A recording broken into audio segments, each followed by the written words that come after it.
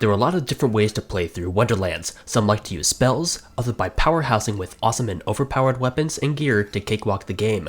Take elemental weapons, a mix of magic and guns. You couldn't ask for a better thing.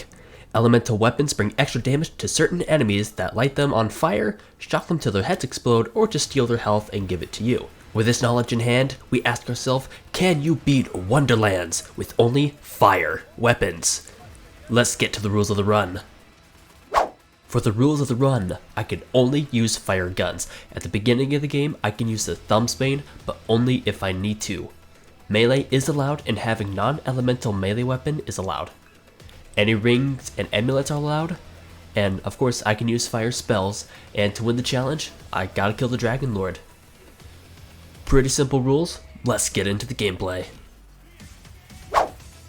Just as we start our character, I am playing everything on intense difficulty, so the hardest of the hard. Yes. Oh boy, yeah. I build my character starting with a Clawbringer, and only because I like the way that he smashes things. Let me smash.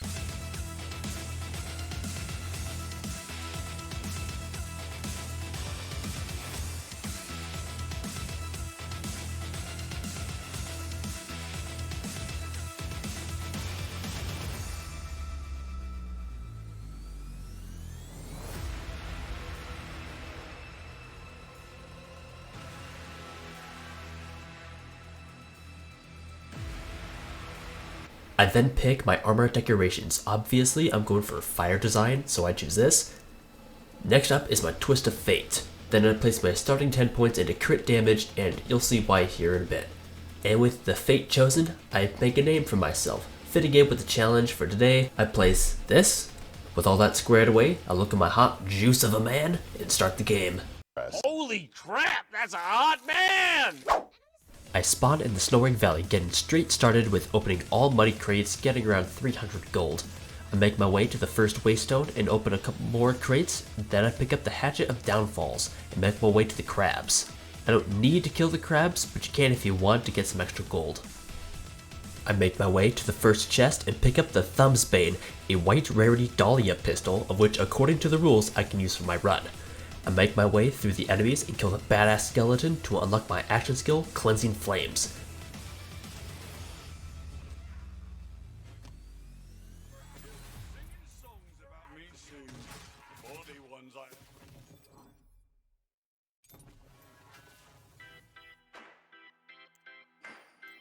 Good thing Mr. Clean doesn't have this in his utility belt of cleaning products. He could beat the crap out of us. I put points into Oath of Fire to increase my fire damage and to add fire procs to my weapons. Okay, now hold on a second. You're telling me that the Oath of Fire skill, any weapon can become a fire weapon? Well, yeah, in theory, but... But nothing. You're a liar and a cheat, Fears. A smelly, smelly cheater. You're a phony! Dude, just shut the hell up. Just because on paper it's a fire gun, I'm not going to abuse that for the challenge run. So put on your big boy panties and enjoy the video. Sheesh. After making my way through the crypts, I fall into Rubula's arena. After I take care of Rubula, I talk to Lego Batman about my relationship issues and make my way to the overworld. After going into the overworld and doing the tutorial there, I get both pieces of the Shrine of Mul-Ah to get more gold drops, which I highly recommend to do for this run. Go to Queen's Gate and sell all of your junk. Now I went back to Rubula until I farmed to level 7. Now why level 7? Because that's when fire weapons start to spawn and we need to get some fire damage in this house. Once level 7 is reached, I go to Dreamvale Overlook and sell and buy upgrades to everything I need. You don't need the DLC to access the map, so any player can get in, get all upgrades and a fire spell and a gun. I make my way to Magic Mike, I mean Paladin Mike. Yeah. He will have you destroy some catapults to destroy those and do some mobbing. Then we make our way to the city of Brighthoof. Make way killing the mob type enemies. Some are not mandatory, so you can just skip those and go to the waypoint and unalive those guys over there. Once all enemies are defeated, and after I glamorously watch Queen Buttstallion pizzazz around the square, we make our way to the overworld again to get to the Shattered Grave Barrow. After meeting up with Buttstallion, both make our way to the front of the gate to see Zomboss being like super annoying like, so I shoot her in the face and make my way through the grave, have to kill her again. kill her badass form, then her mage form to get to the Grave Knave, where I notice my fire gun is running out of usefulness, so I hop and skip my way through the enemies to kill the Mimic for the Book of Life. After getting to Zomboss's arena, I farm to get at least a good fire weapon upgrade. The puny one that I have won't do me much good here, so I'd soon rather not kill myself with using a crappy weapon. Now crying because I couldn't find a better weapon, I put on my big boy panties and face Zomboss. And with that, Zomboss is dead.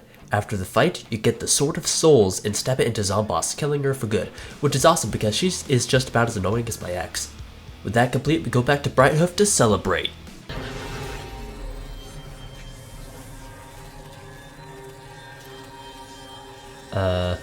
Uh-oh.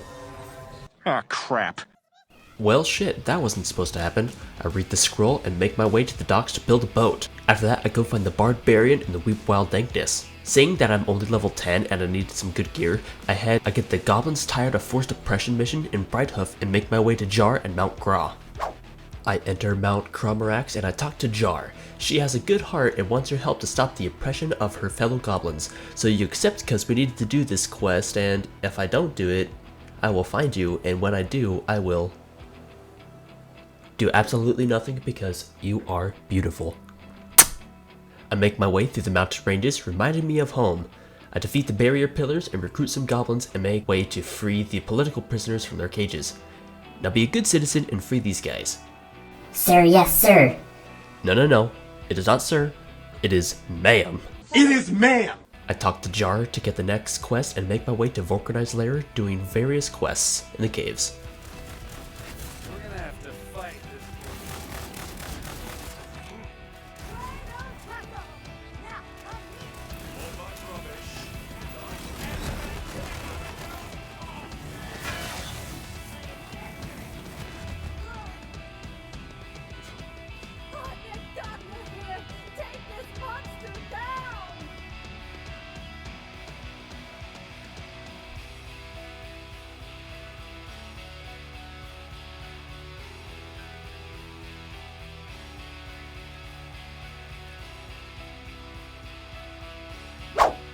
Now time for Vorkanar. I slide into the arena and I throw my Furier Pixies and I use my Hyperion SMG to whittle down his health. And with that, Vorkanar is dead. I talk to Jar and after tears are shed from one another, we look into each other's soul and I achieve the Vorkanar's gear. Now you may be thinking to yourself, what the hell, Fierce, you don't even have amulets unlocked yet. And yeah, you're right. I totally forgot. With Vorkanai's gear now in my prison pocket, I make my way to the bestest and most badassedest barbarian in the world, Mr. Torg.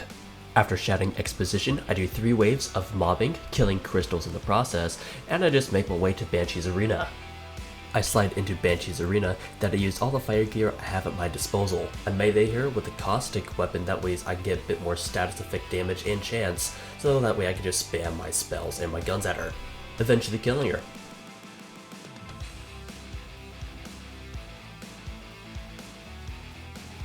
After Banshee's demise, I free the Fairy Punchfather, then I go back to Brighthoof to watch Tor cast a frickin' missile! Cast magic missile! Wait, what? What? What the fuck?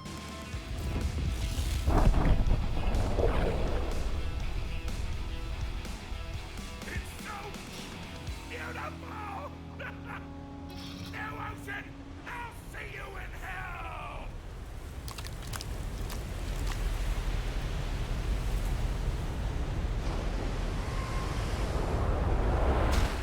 Now with me being drenched in hot dog water, it is now time for me to pick a second class. In this build I'm using a Stablemancer, and I completely respec my build for elemental damage. Now with that done, I grab the scroll and I now have access to the amulet slot, then I can go into the overworld. When in the overworld, I pick up the bean for the Walk the Stock quest to go to Tango Drift, where we can do the main mission and or do the Wyvern mission. That's what I'm going to do. I make my way to the Elder Wyvern, and he needs escape to eat, so I give him a little snacky snack, then he flies up out of the building and gives me one of his scales doing the old wiggly wiggly. Jesus Christ, what the fuck does that even mean? Oh my god. I'm such a goddamn idiot.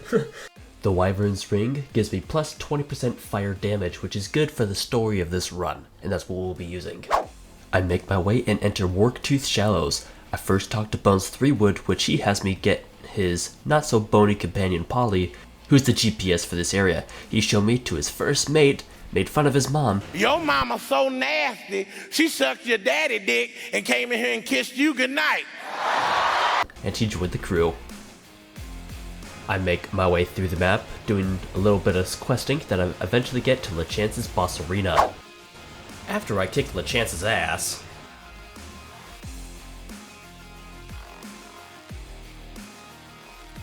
Bones and LeChance reunite and I shed my piratey tears and I move on to the next map, the Drowned Abyss.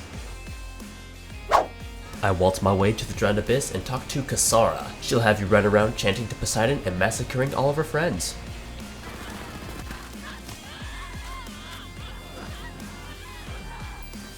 Once her reptilian comrades are dead, and her as well, I make it to the Goswell to fight Drill. I actually want to take a little bit of time and go about this boss's boss beatdown. So, after you jump into the arena, in his first phase, whose Change on the Sea, he will be susceptible to fire attacks. I used From the Shadows and Heckwaiter to demolish his first bar.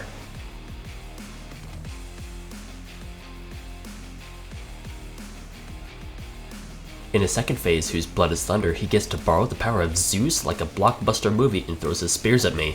I'll have you know I have the reflexes of a cat and the speed of a mongoose. Throw it. I dare ya.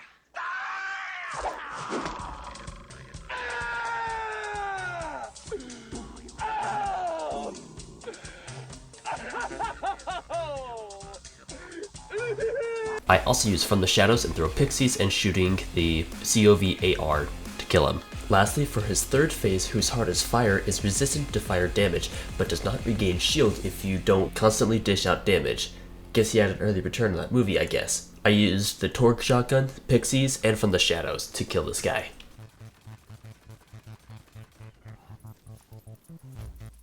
After the fight, I read the prophecy and I make my way to Karnak's Wall. I make my way to Karnak's Wall, start talking to the Wastard. I show myself off because he's obviously into me, making his jaw drop.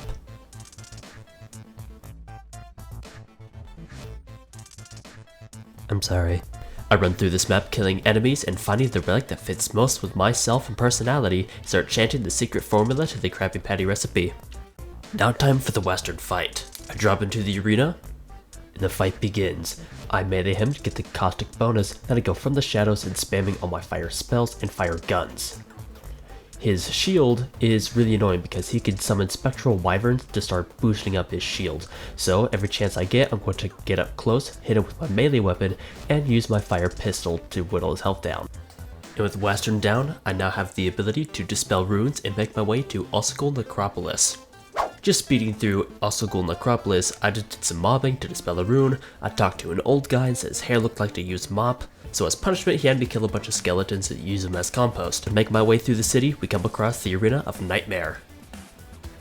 This fight isn't entirely too hard. I was under level by 3 levels for this fight, but I went to From the Shadows and used my Torg shotgun. And the Nightmare falls.